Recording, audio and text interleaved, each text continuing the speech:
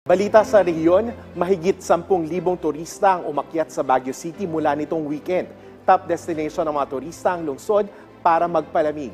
May report si Eddie Carta ng PTV Cordillera. Umabol pang namasyal ni Manong Benny sa Baguio City sa uling araw ng holiday bago bumalik sa Laguna. Kasama niya ang kanyang pamilya at mga kaanak na namasyal sa mga nagagandang destinasyon dito sa summer capital ng bansa. Malamig dito.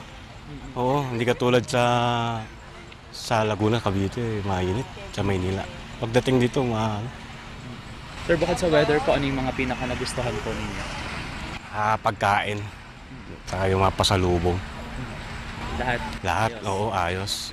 Si Carsten naman, enjoy sa pamamasyal sa Baguio City dahil sa klima, lalo na sa pinakamalaking mall sa lungsod.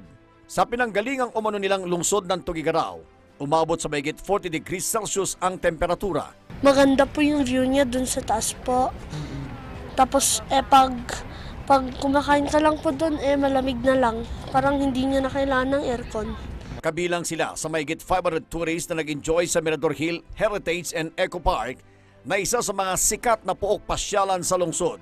Ang naturang lugar, picture ready dahil sa nakamamanghang anyo ng mga atraksyon. Ang background, mga makukulay na kabahayan at ang kabundukan.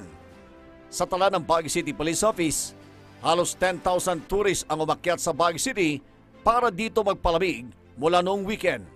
Inaasahan nilang sa darating na linggo, tataas pa ang bilang ng mga turista kasabay ng masyadong mataas na heat index sa ibang lugar sa Pilipinas. Pero ang paalala nila sa mga turista at mga residente. Sana po ingatan po natin ang mga gamit natin. And lalo na pag pupunta tayo sa mga matataong lugar, so dapat po ingatan po natin ang mga gamit natin. Mula rito sa PTV Cordillera, Eddie Carta para sa Pambansang TV sa Bagong Pilipinas.